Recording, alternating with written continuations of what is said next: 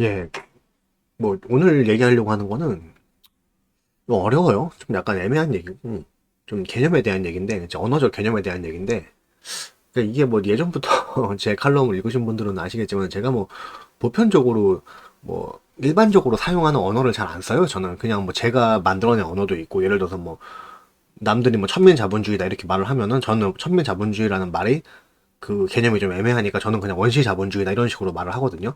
이제 뭐 그런 식으로 약간 그러니까 남들하고 좀 다른 언어를 써요. 그러니까 예를 들어서 뭐, 뭐, 자유악용자, 뭐, 이런 식으로, 윤리악용자, 이런 식으로, 그러니까 뭐, 좌파다, 우파다, 이런 식으로 간단하게 나누질 않고, 그러니까 뭐, 윤리악용자, 자유악용자, 이런 식으로, 윤리악용자는 말 그대로, 우리나라 현재 좌파들처럼, 뭐, 이렇게, 윤리를 악용해가지고, 상대방을 공격하고 치부를 드러내고 이런 데 악용을 하던가, 또는 자유악용자들은, 현재 대한민국의 뭐, 우파들, 일부 우파들 같이, 뭐, 부동산 투기를 하던 말던 내 돈 갖고 내가 하겠다는데 이런 식으로 뭐 약간의 그 약간의 편법이나 또는 그 벽을 고묘하게 악용을 해가지고 다른 사람한테 굉장히 피해를 주는 이런 약간 한마디로 이제 뭐 일륜적으로나 또는 약간 뭐 그렇죠. 그 도의적으로 봤을 때는 좀 분명히 비열한 측면이 있는데 이걸 또 법으로 처벌하기는 좀 애매한 이런 부분들 가지고 본인들이 굉장히 떳떳해 하시잖아요. 근데 엄밀히 말하면 그게 떳떳한 건 아니죠. 예를 들어서 이 사람이 뭔가를 잘못을 했는데 이게 도의적으로는 충분히 의도가 나빴다고 볼 수 있는 일에 대해서 법적인 처벌 근거는 없어.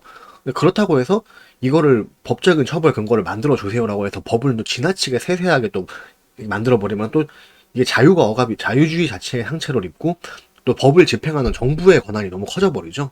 그런 식으로 분명히 사회적인 인륜적인 어떤 그런 질타를 받는 것과 법에 뭐 법으로 처벌해야 되나 안 해야 되나 이런 부분은 분명히 다른 부분이라는 거죠. 그래서 저 같은 경우는 뭐 좌파 우파 이런 식으로 얘기 안 하고 뭐 약간 뭐 자유악용자 윤리악용자 이런 식으로 제가 말을 그냥 만들어서 썼습니다. 그러니까 한마디로 지금 뭐 요새 말씀드리는 무슨 뭐 나는 뭐 자유주의다 자연주의다 이런 식으로 뭐 얘기를 하는 부분도 마찬가지인데 분명히 제가 말하는 자유주의라는 이 개념하고 또 좌파분들이 말하는 자유주의라는 말들하고 또 기존 뭐, 그 흔히 말하는 그 골수 보수들이 말하는 뭐 구보수 세력들이 말하는 또 자유주의는 또 말이 다를 거란 말이에요. 그러니까 이제 중요한 거는 이 사람이 무슨 주의야, 나는 무슨 주의야 이런 식으로 그 무슨 주의라는 게 전통적으로 어떻게 생겼고 또 그 개념이 생겨난 시대 배경이 어땠고 이런 부분들이 사실 현대에 모두 똑같이 적용이 될 수 있는 게 아니기 때문에 사실 이거는 좀 본인들이 이 언어의 정의를 이해하는 것보다는 스스로 개념적으로 좀 이해를 하셔야 되는 거예요. 이게 좀 잡설이 좀 길었는데 말하자면은 지금 말을 하려고 하는 이 공감 능력이라는 이 부분도 사실 흔히 말하는 공감 능력이라는 부분하고는 조금 차이가 있을 수가 있습니다. 뭐냐면은 사실 일반적으로 공감 능력이라고 사용을 하면 예를 들어서 대표적으로 이런 경우죠. 이제 남성들보다는 여성들이 공감 능력이 더 우수하죠. 보편적으로 그렇죠.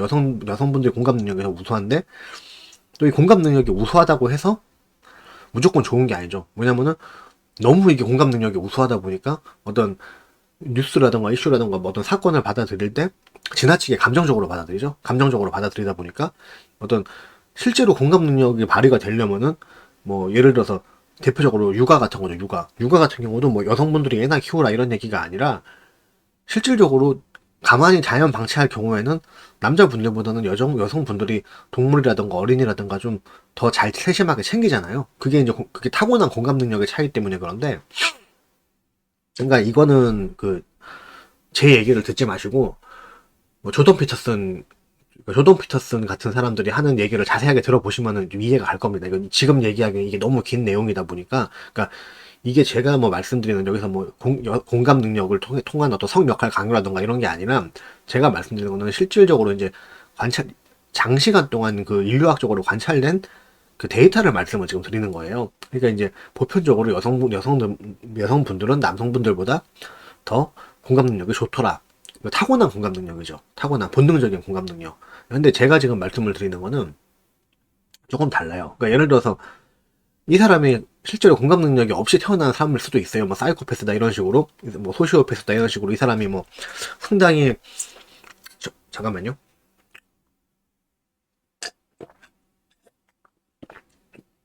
지금 어제 좀 잠을 일찍 자가지고 지금 5시 27분인데 아침에 일어나자마자 또 이 짓거리를 하니까 목이 좀 잠겨가지고 물을 한 잔 먹었고 여튼간에 이제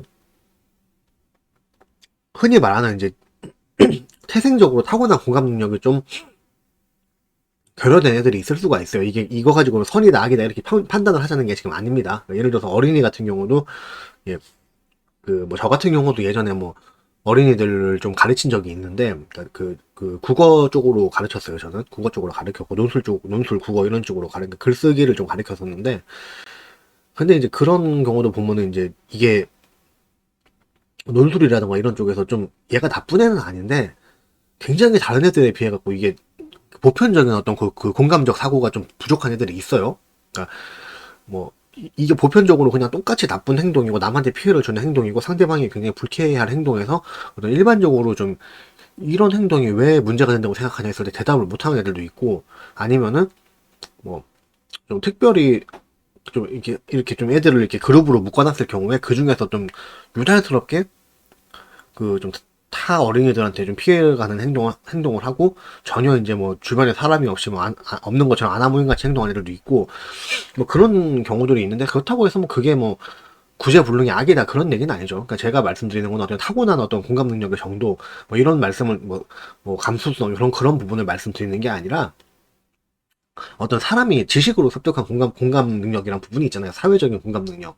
그러니까 저는 이런 부분에 대해서 좀 말씀을 드리려는 거예요. 자, 그러니까 이제 본문으로 들어가면은 지금 이제 6분 37초인데 지금에서 본문으로 들어가는데 어쨌든 이제 그 인간이 만약에 선한 본능이 있다고 해서 제가 아까 말씀드린 어떤 사람의 공감 능력이 되게 좋게 타고났다. 이 사람이 공감 능력이 굉장히 좋게 타고났다고 해서 그 상태로 자연 방치를 하면은 이게 어떤 사회적으로도 좋은 사람이 되겠냐는 거죠. 사회적으로도 좋은 결과로 이어질 수가 있겠냐는 거죠. 그렇진 않죠. 이 사람이 뭐 선한 본능을 타고난 사람이든 악한 본능을 타고났던 사람이든 분명히 이 사회와 가정은 필요하다는 겁니다. 그러니까 얘가 막 아무리 착하게 타고난 애라도 늑대 소년같이 막 이렇게 전혀 이제 인류 사회의 문명적인 그런 문명화 교육을 받지 못했으면 이 사람을 사회에 풀어놨을 때 절대로 사회적으로 선하게 작용하진 않겠죠. 그 사람의 본성이 선하다고 해서. 그렇죠?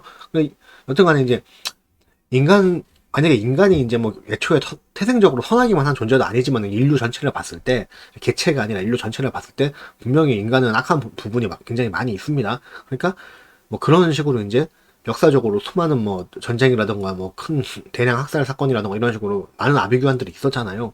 그러니까 이런 부분들은 어떤 인간이, 인간이 저지른 결과적인 악행인데, 이 결과적인 악행인데 사실 이런 부분들도 이게 인간 개개인이 가지고 있는 뭐 본능적인 선한 본능에 의해서 악한 본능에 의해서 이렇게 그 선한 본능, 선한 악한 본능 이런 식으로 본능만 갖고 사실 얘기를 할 수는 없는 부분이라는 거죠. 그러니까 뭐 결과적으로는 굉장히 나쁜 결과가 나왔어도 사실 그게 의도 자체는 어쨌든 뭐 좀 그 민족 단위의 선한 의도로 시작을 했는데 이게 결과적으로는 굉장히 뭐 정의의 심판같이 이런 식으로 돼갖고 나쁜 대학살이라던가 아비규환의 결과가 사실 나올 수도 있다는 겁니다. 그래서 여튼 넘어가고요. 뭐 그렇다고 해서 그러니까 인간에게 선한 본능은 전혀 없는가 하면 그건 아닙니다. 아니고 뭐 당연한 얘기지만 인간의 본능은 분명히 선과 악이 양립을 하고 있고요.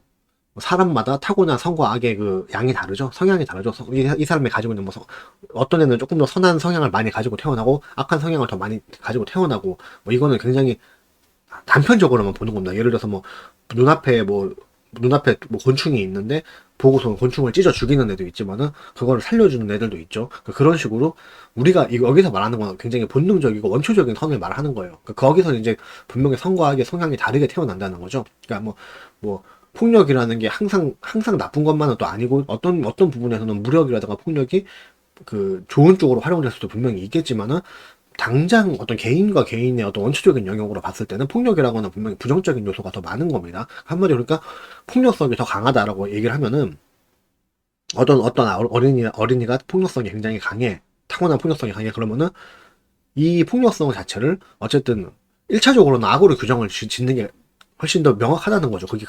이건 악에 더 가까운 거고 명확하게. 반대로 얘는 다른 사람을 도와준다거나 뭐 동정심이 좀 많다 이렇게 얘기를 하면은 이거는 일단 우선적으로는 선으로 받아들이는 게 맞아요. 무슨 피시충이니 뭐냐, 무슨 너무 공감 능력이나 동정심이 과하다 보니까 사회적으로 악으로 작용하는 이런 얘기를 하기 전에, 어쨌든, 그렇게, 실제로 이제 어떤 가지고 있는 본성이 발현되는 그 과정에서 이게 폭력적이냐 아니면은 평화적이냐 이런 식으로 그런 식으로 판단을 했을 때, 어쨌든 평화적인 부분이 평화적이고 동정심을 발휘한다던가 남을 도와준다던가 이런 부분들이, 먹는 걸 나눠준다던가 이런 부분들이 분명히 선의 본능에 가까운 건 맞다는 거예요. 여기서 무슨 다른 복잡한 사상이나 체제를 가미시키기 전에 여튼간에 넘어가고, 그러니까 사람은, 인류라는 것 자체가 그 개개인을 이 사람이 선한 성향이 많다, 악한 성향이 많다라고 어느 정도의 판별은 가능하겠지만은, 이거를 인류 단위로 봤을 때 인류가 악한 존재다, 선한 존재다라는 거는 사실 이제 정의할 수가 없죠. 이거 정의할 수가 없는 거고, 뭐, 역사적으로 일어나는 사건들 또한 이게 결과적으로 굉장히 나빴다고 해서 이게 선과 악의 개념으로 그러한 측면에서만 판단할 수 있는 간단한 일들은 사실 아니라는 겁니다. 여튼간에 이제 제가 여기서 본문에서 다루고자 하는 이야기는, 어쨌든 지금 좀 이 개념 정리를 좀 하고 넘어가는 건데, 제가 여기서 다루고자 하는 이야기는 이런 복잡하고 심오한 어떤 그런 절대선에 대한 얘기들이 아니라는 거예요. 그런 얘기가 아니라 사회적인 부분을 얘기하는 거죠. 사회적인 선, 이런 식으로. 사실 이게 아까 얘기했던 그런 사람들 개개인의 어떤 본능적인, 또 이렇게 심오하게 심층적으로 인간 개개인의 본능까지 파고 들어가가지고 이 사람이 가지고 있는 성향 자체가 선에 가깝냐 악에 가깝냐 이렇게 복잡한 판단을 하는 게 아니라, 사회적으로 실제 작용하는 그런 부분을 말을 하는 거예요. 이게 선하게 작용하느냐 나쁘게 작용하느냐, 그러니까 이롭게 작용하느냐 해롭게 작용하느냐, 그거죠. 그걸 지금 얘기를 하려고 하는 거고, 이런 식으로 사회적인 선이라는 거는 결국에는 이 사회적인 공감 능력이죠. 제가 여기서 말하는 어떤 본능적인 공감 능력이 아니라 공감 능력과 질서 의식을 말하는 거라고 얘기를 했는데, 한마디로 질서 의식이라는 것 자체도 사실 공감 능력 때문에 생기는 거죠. 그러니까 남한테 피해를 안 주려고 하다 보니까, 그러니까 저 사람 입장에서는 어떨까? 그러니까 이 사람 입장에서는 어떨까? 이런 거를 지금 말씀을 드리는 거예요. 그러니까 내가 저 입장에서는 어떻게 될까? 내가 지금 이렇게 행동을 하면 결과적으로 어떻게 될까? 사회적으로 어떻게 작용을 할까? 이런 공감 능력을 지금 말씀을 드리는 겁니다. 그러니까 제가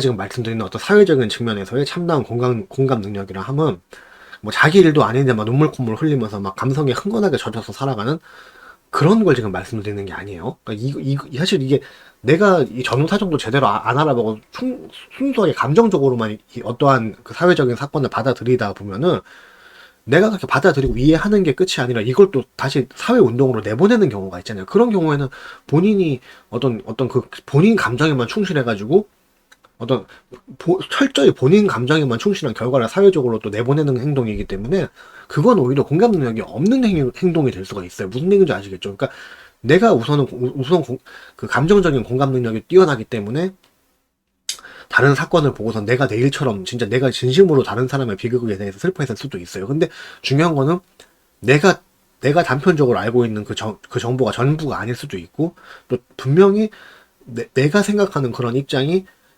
나는 공감을 하고 있다고 생각하지만은, 그게 사실 피해자 입장에서도 실제로 공감이 아닐 수도 있단 말이에요. 내가 아무리 공감 능력이 뛰어나도 실제로 그 사람이 될 수는 없다는 거죠. 그 사람이 어떤 느낌을 가지는지 그건 알 수가 없다는 겁니다. 그렇기 때문에 오히려 내가 자기 스스로 굉장히 자기 감정 본위의 공감 능력에 충실한 사람일수록, 이게 사회적으로 봤을 때는 오히려 공감 능력이 없는 사람일 수가 있어요. 무슨 얘기인지 아시겠죠?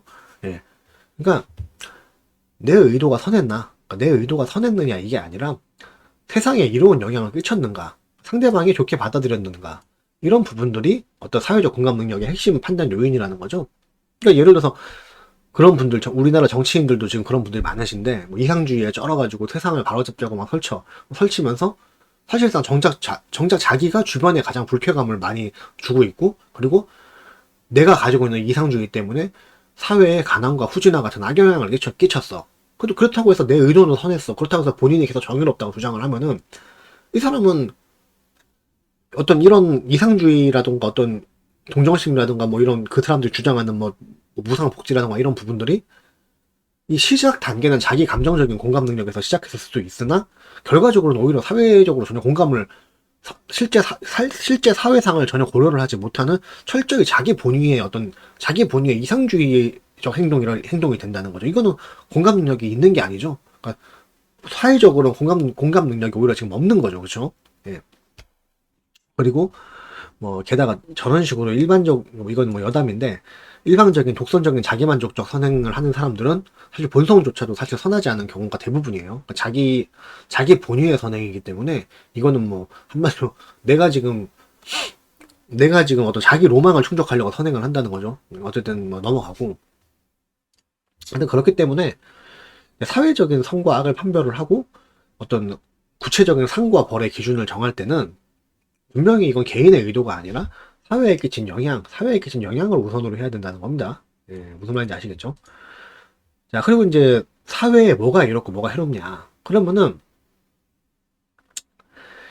뭐가 이렇고 뭐가 해로운지를 올바르게 판단을 하려면은 이게 사실 사회적 공감 능력은 필수적이라는 거예요. 자, 그러나 이 사회적 공감 능력은 타고난 본성이 선하고 악하고 이런 얘기가 아니라 타고난 본성이 선하건 악하건 간에 이건 사회적인 교육을 통해서 후천적으로 이루어진다는 겁니다. 후천적으로. 그러니까 내가 이런 일을 하면은 내가 지금 당하기 싫은 일은 저 사람도 싫어할 거야라는 어떤 그러니까 내가 싫은 일은 당연히 상대방도 싫겠죠. 사실 근데 이게 당연한 얘기인데 이게 어린애들한테는 사실 이게 사회적 교육을 못 받은 사람들한테는 의외로 이거를 공감을 지금 못하는 애들이 굉장히 많아요. 그러니까 이게 아니라 그러니까 이 사람이 가지고 있는 어떤 타고난 마음속에 있는 절대 선의 작용을 해서가 아니라 자, 이런 행동이나 말을 했더니 저 사람이 싫어하더라 이런 상대방의 반응을 통해서 보편적인 공감대를 형성해 간다는 거죠.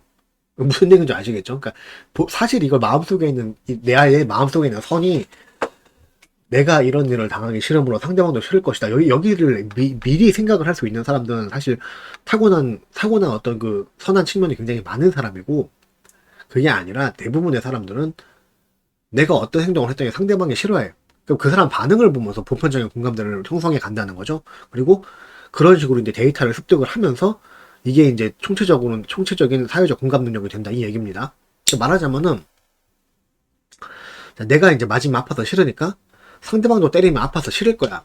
이렇게 타고난 공감 능력을 가진 사람은 그렇게 드물죠. 사실 상대방이 맞으면 아프다는 걸 몰라서 때리는 게 아니라 때리는 사람들은 아픈 걸 아니까 때립니다. 그쵸? 이게 현실이잖아요. 근데 이게 아니라 내가 때렸더니 상대방이 더 아프게 반격을 하더라. 그리고 또는 내가 때렸더니 나를 고소를 하더라. 고소를 해서 뭐 이건 사실 뭐 때린 거는 뭐 사실 고소할 일은 아니죠. 신고를 하면 되는 일이고 말하자면 그렇다는 겁니다. 뭐 내가 뭔가 피해를 줬더니 상대방이 그에 상응하는 어떤 이 반작용이 나오더라. 이런 식으로 상대방 쪽에서 보여주는 부정적인 반응들을 보고 아 이건 하면 안 되는구나. 잘못했다가는 내가 오히려 더 큰 피해를 볼 수도 있겠구나. 이런 식으로 뭔가 좀 상대방의 부정적인 리액션을 보고선 이게 나쁜 일이라는 걸 깨닫게 되는 경우가 대부분이다. 그 얘기입니다. 자, 이렇게 이제 어릴 때부터 상대방의 반응을 보면서 뭐 이것들이 사회적인 상식들로 자리를 잡게 되고, 이런 이제 사회적 상식들을 사회적 공감 능력화 하는 데는 이 보편적 사회적 상식을 토대로 한 자유주의와 개인주의에 대한 올바른 이해가 필요하다. 이겁니다. 이게 말이 좀 어려워요. 이게 내가 이제 항상 생각을 하는 부분들이 이런 부분들인데 이거를 지금 글로 이렇게 표현을 하다 보니까 굉장히 좀 어려워진다는 겁니다. 그러니까 뭐냐면 아까도 처음에도 말을 했지만은 내가 여기서 자유주의다, 개인주의다 이렇게 말씀을 드리면은 사실 어떤 이 언어의 정의 자체가 지금 굉장히 해석이 분분하잖아요. 이런 것들은. 그러니까 특히 이게 끝에 무슨 점 들어간 것도 이게 똑같이 무슨 점이다 이렇게 얘기를 해도, 그러니까 우리로 치면 무슨 주의다 이렇게 얘기를 해도 사실 이게 얘가 어떠한 맥락에서 본인이 자유주의라고 얘기를 하느냐, 어떤 부분에서 개인주의를 얘기를 하느냐, 이런 거에 대해서는 굉장히 이 사람이 계속적으로 어떤 생각을 가지고 있는지 이 장문의 서술을 한 걸 봐야지 알 수가 있는 거예요. 아, 근데 이런 측면에서 이 사람이 개인주의라는 말을 쓰고 있구나. 그러면은 이 개인주의라는 말은 사실 뭐 제가 이제 작성하는 칼럼 내에서 개인주의라는 말이 나왔다면은 이 개인주의라는 말은 이 이 사람은 어떤 측면에서 개인주의란 말을 쓰고 있냐, 이거를 지금 아셔야지 이 글 자체가 올바르게 이해가 된다는 거죠. 그러니까 이제 뭐 제가 거듭 처음부터 말했지만은 이제 현재 이 영상은 조금 어려울 수가 있어요. 그러니까 기존에 제가 이제 항상 이렇게 언급을 했던 다른 어떤 그런 뭐 제가 작성했던 다른 칼럼들이라던가 그런 부분에서 그런 칼럼들에서 언급을 했던 이 언어의 정의를 미리 아셔야지 조금 쉽게 보실 수가 있는 글이라는 겁니다. 여튼간에 뭐 제 글을 뭐 보시는 분들은 계속 보시니까 어쨌든 뭐 지금도 구독자가 많지는 않지만은 이거 채널을 다시 시작한 지 얼마나 됐어? 한 달 됐나? 근데 뭐 사실 저는 예전 구독자들은 중에서 이제 특별히 어떤 특정 정치 세력에 편승하신 분들은 사실 제가 마음에 다 안 들었기 때문에 뭐 그때 후원도 사실 좀 많이 받긴 많이 받았지만은 뭐 그 채널을 계속 사실 유지하고 싶진 않았어요. 그러니까 제가 원하는 어떤 뭐 이게 독자층이 아니었기 때문에 뭐 현재로서는 어쨌든 근데 지금까지 또 와서 블로그까지 구독을 하시고 계속 보시는 분들은 뭐 어차피 다 아시는 얘기일 텐데 처음 접하시는 분들에게 되게 좀 얘기가 어떤 부분에 대해서 얘기를 하는 건지 조금 얘가 어떠한 개념으로 자유주의라는 말을 쓰는 건지 개인주의라는 말을 쓰는 건지 이런 부분도 조금 애매하실 수는 있습니다. 그래갖고 제가 예전에도 말씀을 드렸지만은 이 현재 사회는 과거에 정립된 언어적인 정의에 대해서 조금 탈피를 해야 되는 건 맞아요. 그러니까 이거를 확 풀어가지고 자기에 맞는 어떤 사상으로 다시 재정립을 하는 과정이 필요한 거지. 뭐 가끔 가다 보면은 나는 과거에 누구랑 비슷하다, 나는 과거에 어떤 철학자랑 비슷하다, 누구의 뜻을 따르고 있다, 이거를 굳이 그걸 과거에서 있는 어떤 철학자라든가 사상가의 그 성향에 나를 자꾸 맞추려고 하시는 분들이 보이는데 그건 잘못됐다는 얘기입니다. 그래서 어쨌든 간에 우리나라 같은 경우도 좀 이게 집단주의가 굉장히 강한 나라다 보니까 개인주의라는 말 자체를 굉장히 나쁘게 지금 사용을 하고 있는데, 사실 개인주의야말로 지금 선진적인 사회 구조를 가지기 위해서 핵심적인 거예요. 그러니까 뭐냐면은 집단주의라는 거는 지배자만 편한 구조잖아요. 지배자만 그 어떤 이 군집되어 있는 그 어떤 무리들을 자기 의도대로 좌지우지하기 편한 구조고, 개인주의라는 거는 사실 나라는 개인의 선택과 나라는 개인의 자유와 나의 자유 의지가 중요한 것이면은 상대방으로서의 개인도 중요하다는 거죠. 그러니까 개인주의라는 게 나만 알자는 게 아니라 나라는 개인이 소중하다면은 상대방이라는 개인도 소중하다는 걸 사실 아는 거예요. 그걸 알고 나라는 개인에 완벽하게 공감을 했으면은 또 똑같은 내가 가지고 있는 자아의 느낌을 상대방도 똑같이 느끼고 있는 나와 동등한 자아다, 이거를 제대로 파악을 하려면은 사실 개인주의가 분명히 토대로 돼야 되고, 이런 개인주의가 토대가 돼야만이 진정한 자유주의에 대해서 우리가 이해를 할 수가 있다는 거예요. 아시겠죠? 넘어가고, 예를 들어서 이런 거죠. 그러니까 난 생선 굽는 냄새가 싫다, 이런 사람이 있을 수가 있어요. 그러면은 이걸 생각을 해봐요. 생선 굽는 행위가 그러면 보편적으로 악행인가요? 그렇죠? 그러니까 이게 지금 어떤 사회적 공감대에 대해서 제가 지금 예를 드는 겁니다. 잠깐만요. 이게 좀 중요한 얘기니까 물 한 잔 마시고 갈게요.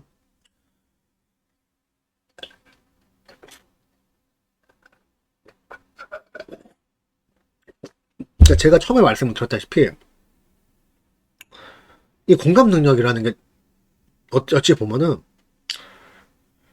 너무 자기중심적인 공감 능력이 우선이 되면은 이게 세상을 보는 세계관이 오히려 흐려질 수가 있어요. 그러니까 세상을 바라보는 어떤 세계관을 만들 때 철저히 자기중심적인 세계관을 만든다는 거죠. 예를 들어서 난 생선 굽는 냄새가 싫은 사람이 있어요. 그러면은 내가 싫은 거죠. 내가 싫다고 하니까 상대방도 싫을 거라고 생각하는 거야. 그러니까 생선 굽는 냄새가 싫은 사람들은 생선 굽는 냄새가 내가 싫다고 해서 생선 굽는 행위가 사회적인 악행은 아니죠. 근데 다른 예를 들면은 나는 살인이 싫다, 이렇게 얘기하면은 이거는 대부분의 사람들은 다 살인 당하는 걸 싫어하잖아요, 내가. 그쵸? 그러니까 살인이라는 거는 분명히 보편적인 보편적인 타인의 자유를 제약하고 타인에게 위해를 가한 악행이 맞습니다. 그렇죠? 강력범죄들, 살인, 강도, 강간 이런 건 보편적인 악행이기 때문에 이거는 예를 들어서 뭐 어떤 변태가 있어서 나는 강간을 당하는 게 좋다고 생각할 수도 있어요. 근데 그거는 이 사람이 특이한 거죠. 이 보편성이라는 거는 절대 무시를 해서는 안 된다는 거예요. 그러니까 다시 이제 생선 굽는 얘기로 돌아가자면은 내가 생선 굽는 냄새가 싫기 때문에 우리 아파트 단지 사람들이 생선을 못 굽게 하자. 이런 식으로 생각을 하면은 이건 지금 공감 능력이 지금 없는 거죠. 그러니까 보편적 사회적 상식을 토대로 한 자유주의와 개인주의에 대한 지금 올바른 이해가 지금 없는 거죠. 왜냐면 보편적 사회적 상식이 이 사람한테 습득이 안 됐으니까. 그렇죠. 예를 들어서 과거의 예를 들면은 뭐 정치가, 그러니까 뭐 이 현 시대에 지배를 하고 있는 정치가가 뭐 불교를 숭상해서 고기를 못 먹게 하고 뭐 이런 식으로 될 수가 있잖아요. 그러니까 그건 잘못된 거죠. 내가 안 먹는 거죠. 그죠? 근데 예를 들어서 뭐 왕이 생선 굽는 데서 싫어한다 그러면은 옛날 같으면 그럴까, 영주 그 동네의 영주나 뭐 지주가 생선 굽는 데서 싫어한다 그러면은 그 마을이 생선을 못 굽는 마을이 될 수도 있는 거예요. 그죠? 이거는 잘못된 거죠. 예. 그리고 예를 들어 나는 비건이야. 내가 비건이라서 세상 사람들이 고기를 못 먹게 하자. 이것도 잘못된 어떤 공감 능력이죠. 그러니까 내가 이런 생각을 가지고 있다고 해서 세상 모두가 이런 생각을 가져야 된다. 이런 식으로 이거를 지금 어떤 그 역공감 능력이라고 해야 되나? 이거는 그러니까 내가 가지고 있는 생각을 온 세상에다 가져야 된다고 생각을 하는 거예요. 내가 가지고 있는 이 생각을. 근데 중요한 거는 아까 말했다시피 사회적으로 뭔가를 뭐 금지를 할 때는 이게 보편적인 악행이고 이게 자유주의와 개인주의에 위배한다. 어떤 타인의 권리를 침해한다.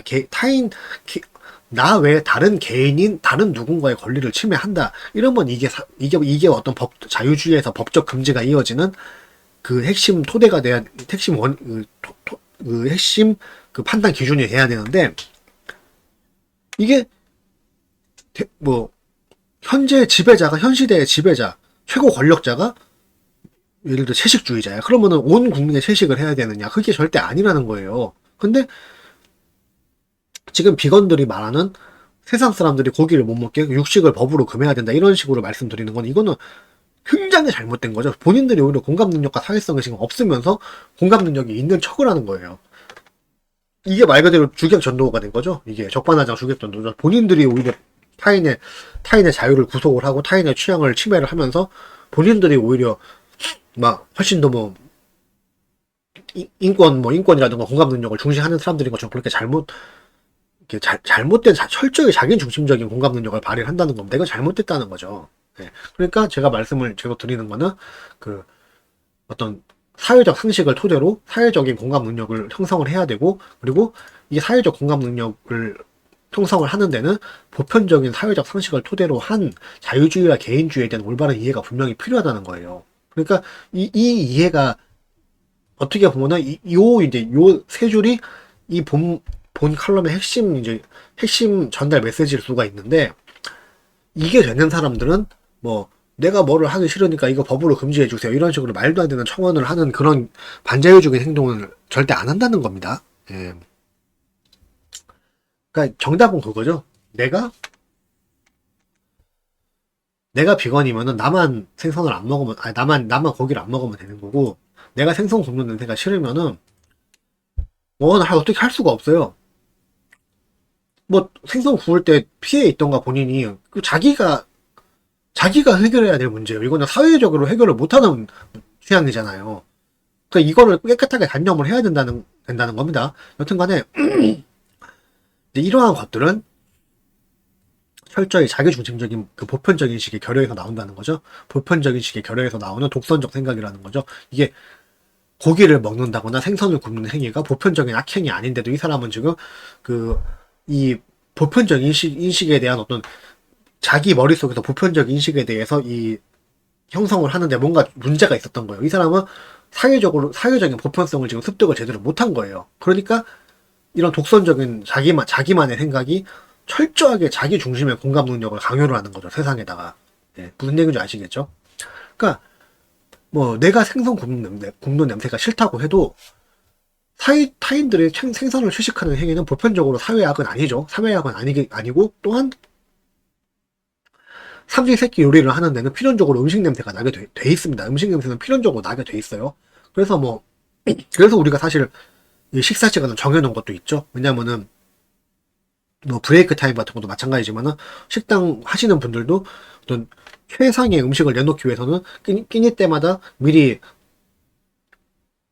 양을 잡아놓고 준비를 해야 되죠. 그러니까 전날에 손님이 얼마큼 왔더라, 이게 얼마큼 팔렸더라, 이런 식으로 해서 미리 이제 준비를 다 해놓고 준비를 해서 또 식사 대접을 해서 그걸로 돈을 장사를 하시고, 그리고 또 다음 끼니를 준비하고 또 임직원들이라던가 이런 분들이 또 쉬는 시간이 필요하잖아요. 그러니까 브레이크 타임이 또 있는 겁니다.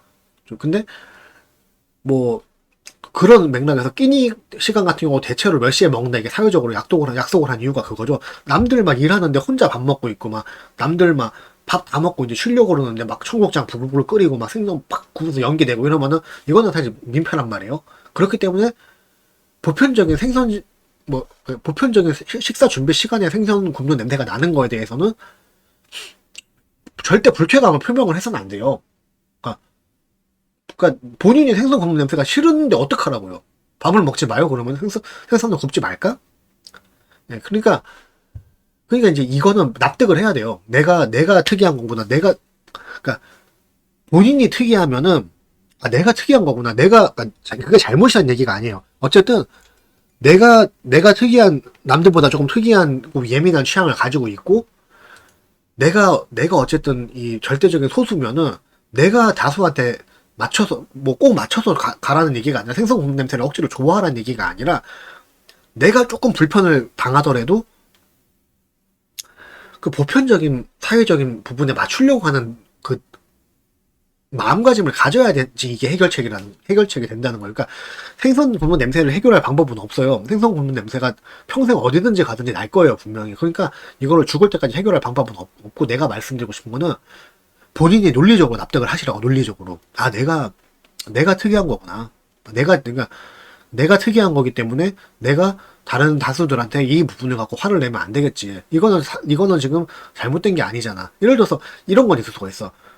뭐 소돔과 고모라 같이 막 다 악한데 나만 착해. 나만 착해. 그럴 수는 있어요. 그냥 막 온 세상에 다 비리와 부정부패를 저지르고 다들 막 폭력을 막 행사하고 막 다른 사람 괴롭히는데 나는 안 해. 내가 소수지만은 내가 정의로울 수가 있어. 근데 그거는 내가 위에서 말씀드렸던 보편적인 악행에 지금 해당되는 거잖아요. 살인, 강도, 강간 이런 거. 보편적인 악행, 남 괴롭히는 행위. 여기에서는 소수 다수가 소수 다수가 판단 기준은 아닙니다. 분명히 온 세상이 다 악하고 나 혼자 착하더라도 이 보편적인 악행과 선행 기준에서는 나 혼자만 선하더라도 내가 정의로운 게 맞아요. 한 명의 내가 정의로운 거예요. 근데 그때 내가 다수의 악함을 맞춘다고 해서 그게 정의가 되는 게 아니에요. 근데 지금은 생선 굽는 게 어떤 측면에서 봐도 보편적인 악행이 좀 될 수가 없잖아요. 이게 지금 이해가 안 가세요? 네, 이해가 안 간다고는 안 하셨죠. 여튼 간에 내가 지금 비건이라든가 이런 다른 사람 음식 냄새 갖고 막 이렇게 예민하게 구는 사람들에 대해서 내가 실제로 살면서 당한 게 있다 보니까 좀 감정이입이 됐네요. 죄송합니다. 여튼 간에. 그러니까 인간이라는 게 그리고 있잖아요. 그러니까 이거는 내가 특이한 겁니다라고 스스로 논리적으로 납득을 하라는 얘기를 왜 했냐면은, 인간이라는 게 생각보다 논리적인 동물이에요. 그렇기 때문에 생각보다 논리적인 동물이 아니라 사실 인간만이 논리적인 동물이죠. 그렇기 때문에 논리적으로 납득을 해버리면은 생리적인 불쾌감도 완화가 될 수가 있습니다. 이게 분명히 작용을 해요. 자, 그러니까 이게 되게 중요한 얘기입니다. 논리적으로 납득을 해버리면은 이게 생리적인 불쾌감도 완화가 되는 거죠. 그러니까 이게 실질적으로 생선 냄새가 덜해지진 않겠지만은 그런 얘기가 아니라, 자, 이건 내가 특이한 거니까 내가 감수해야 될 짐이야. 내가 특이한 거니까 내가 감수해야 될 짐이야. 이 정도만 사실 이해를 하고 납득을 해도 본인이 살면서 느끼는 억울한 감정이나 스트레스로부터는 해방이 될 수가 있는 거죠. 그러니까 생선 굽는 냄새가 난다고 해서 억울함을 느끼진 않는다는 거예요. 내가 왜 이런 냄새를 맡고 살아야 돼? 내 인생이 왜 이런 거야? 왜 나는 행복할 수가 없어? 이런 식의 절규와 절망은 안 한다는 거예요. 내가 특이한 거니까, 이거는. 그러니까 그러면 조용히 내가 어디 나가 있던가, 조용히 식사 시간에 생선 냄새가 안 나는 곳으로 혼자 가 있던가, 어떤 방법을 써야 되겠죠.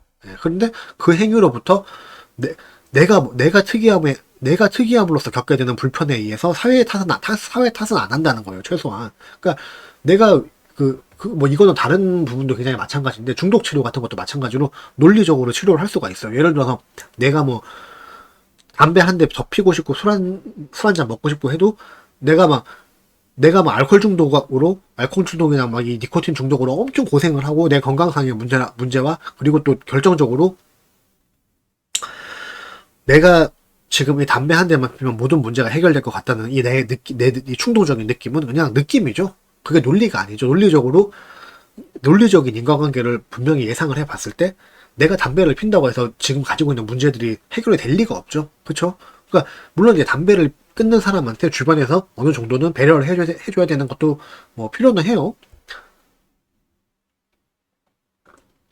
근데 그 배려를 또 강요해서는 안 되겠죠. 뭐 얘가 뭔가 분명히 잘못을 했는데 얘가 담배를 끊는 중이니까 스트레스를 주면 안 되니까 혼내지 마 이렇게 말을 할 수도 없는 거고 그렇죠.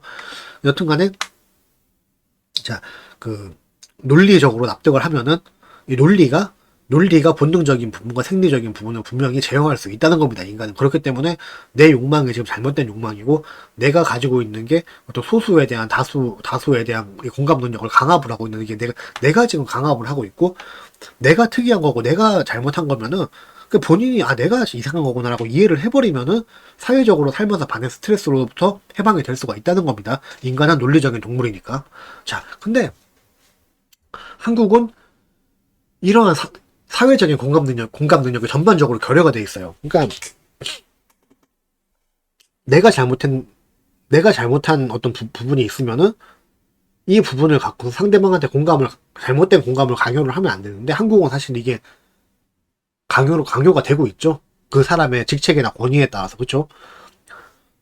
이 사람의 직책이나 권위에 따라서 어떤 보편적인 사회적 상식이 아니라 뭐 화를 내고 불쾌감을 표명하는 사람의 취향이라던가 현재 상태에 따라서 이 상대방이 취하는 이 집단이 취해야 하는 행동이 달라진다는 거예요. 아까 말했다시피 뭐 위정자가 불교라서 국민들까지 고기를 못 먹는다던가 이런 경우를 말을 하는 겁니다. 그러니까 보면은 예를 들어서 이게 이런 거죠. 오늘 부장님이 사모님하고 싸웠다니까 조심해.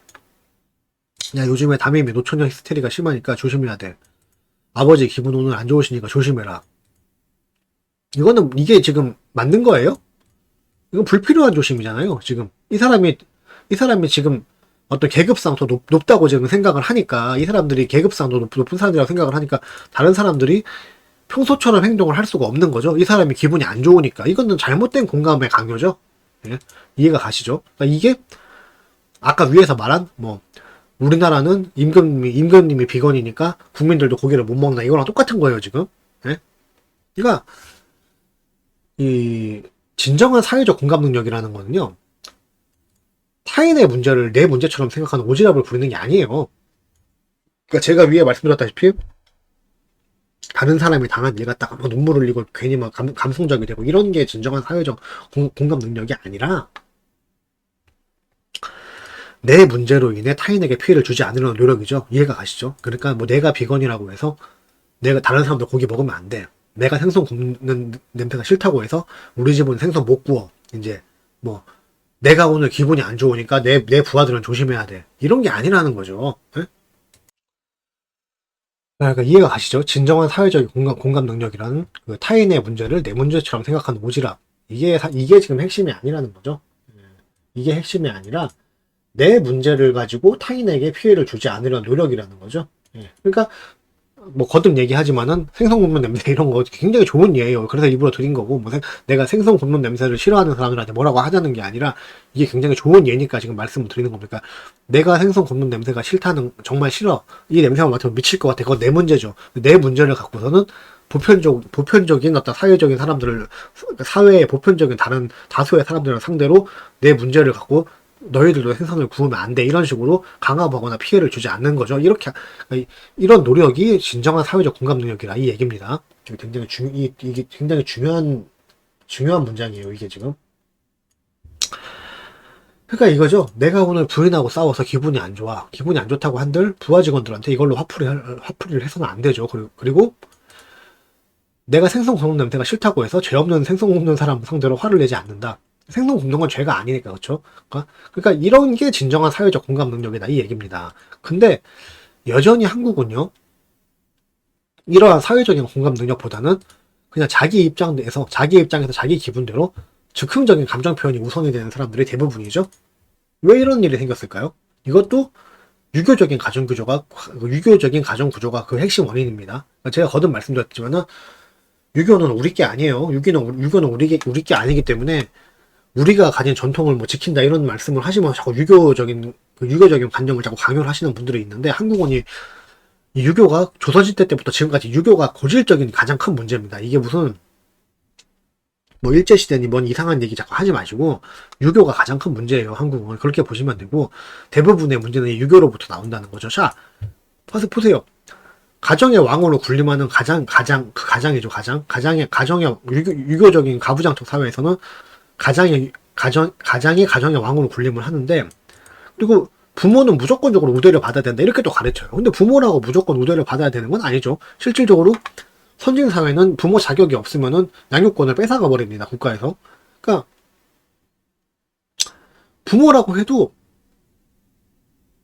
보편적인 잘못과 학대를 하면은, 범죄 행위를 하면, 이거는 자식 입장에서는 그냥 나쁜 사람인 거예요. 가해자인 거예요. 그럼 부모니까 무조건 감사해야 된다. 이거는 무슨 말도 안 되는 유교적 개소리예요. 아니죠. 그러니까 이 가정에서 부모는, 그러니까 우리는 막 그런 거 잘 모르잖아. 막 그 영화라든가 코미디 프로에서도 막 자기 자식한테 이놈의 새끼야, 이 새끼야, 저 새끼야, 막 이런 식으로 막 말 그대로 완전 그 인격적인 모독을 하는 게 굉장히, 그게 막 코미디 소재처럼 당연한 것처럼 막 뭐 옥신각신 아웅다웅 뭐 투닥투닥 티격태격 살아가는 우리네 이야기 막 이런 식으로 막 그거를 막 굉장히 익살스럽게 표현을 했어요. 근데 익살스러운 일이 아니라니까. 그 서양 영화 같은 거 보면 아시겠지만은, 미국 같은 데서는 뭐 딸내미 팔에 조금 멍자국이라도 나 있던가 이러면 굉장히 큰일로 보는 거예요. 그걸 굉장히 큰일로 보고, 이 사람 만약에 애비가 술을 먹고 자기 자식을 팬다 이러면 그거는 굉장히 큰일인데, 한국에서는 이게 해프닝으로 자꾸 생각을 하는 거예요. 그러니까 어릴 때부터 그런 식의 교육을 받고 크는 거지. 그러니까 그런 어떤 부모, 사회적 기준, 이게 진짜 화를 낼 상황인가, 그런 논리적이고 사회적인 부분을 따지고 자식을 훈육을 하는 게 아니라, 내가 지금 화가 나고 기분이 나빠. 오늘 기분이 나쁘면은 그걸 빌미로 자기 감정을 우선으로 해서 마음껏 화를 냈죠. 자기 자식한테. 남편은 부인한테 마음껏 화를 내고, 또 엄마들은 또 그거에 대한 화풀이로 자식들을 또 패고, 마음껏 또 짜증내고, 기분 나쁘면 잔소리하고. 그러니까 사람들이 정신병자로 크는 거야. 이런 식으로. 그러니까 사회적 기준도 논리도 없는, 이런 밑도 끝도 없는 감정의 배설, 부모의 감정을 배설로 그 감정의 배설을 다 받으면서 자란 아이들이, 이 사람이 내가 위에서 말한 어떤 보편적인 사회성에 대한 데이터를 습득을 할 수가 있겠냐고, 성장을 하면서. 그러니까 이 사람들이 배운 거는, 아, 내가 이렇게 했더니 상대방이 싫어하더라. 이런 식으로 어떤 보편적인 사회성, 보편적인 사회학과, 보편적인 사회 질서에 대해서 이 습득하는 기간이 분명히 필요한데, 이 사람들이, 우리나라 사람들은 유교적인 어떤 수직적인 계급 구조의 가정에서만 성장을 하다 보니까, 부모가 그냥 오늘 기분이 나쁘면은 무조건적으로 그냥 화를 내는 걸, 이 감정 배설을 당하면서 살다 보니까, 아, 그냥 우리나라는 높은 사람이 낮은 사람한테 무조건 화를 내도 되고, 나도 나중에 후배들한테 내 멋대로 굴어도 되는구나. 그리고 후배들 존나 갈구고, 자기도 제 자식 나오면 또 똑같이, 애비가 한 것처럼 똑같이 하고, 이런 식으로 이 불행의 대물림이 되는 거예요. 그러면서 사회 질서 자체가 무슨 말도 안 되는 나이 순으로 돌아간다던가 뭐 이런 식으로, 연장자 우대라던가 이런 식으로, 이거 말도 안 되는 거죠. 무슨 사회에서 그런 게 어디 있어요? 예?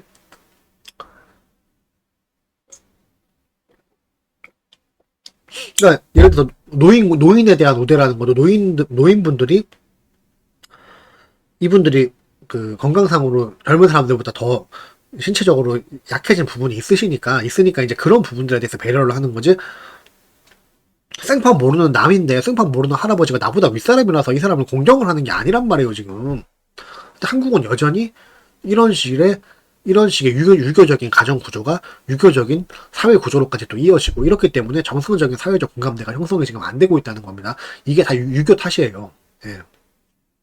그러니까 내가 이런 잘못을 했으니까 아빠가 화를 내셨다, 이런 어떤 논리적이고 정상적인 인간관계를 지금 배워야 되는데, 그게 아니라 나는 언제나처럼 똑같이 살았을 뿐인데 어제처럼 똑같이 행동을 했는데 오늘 아빠가 기분이 안 좋아서 그냥 맞았어.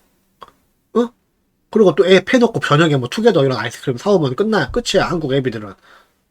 그러니까 이런 이런 식의 그 대우를 받고선 애들이 성장을 하니까 그냥 정상적인 사회적 공감대는 형성을 못하고 그냥 쓸모없는 눈치나 볼 줄 아는 그런 정신병자들로 성장을 하는 거예요. 이게 뭐, 본 칼럼은 여기까지입니다. 예, 뭐, 좀 뜬금없이 끝나는 것 같긴 한데, 여기가 끝 맞고요. 예. 무슨 말씀이신, 이게 좀 전반적으로 내용이 좀 약간 어려웠기 때문에, 음, 그냥 어떤 맥락에서 이 사회적 공감대라는 부분은 어떤 맥락에서 얘기를 하려고 했느냐, 그리고 한국에는 어떤 식으로 이 사회적 공감 능력이 좀 결여가 되게 됐냐, 이런 부분에 대해서 그냥 대충 한번 알아본 그런 시간이었고요. 예, 뭐, 좀 이해를 잘 하셨으면은, 예, 좋겠네요. 예, 마치겠습니다.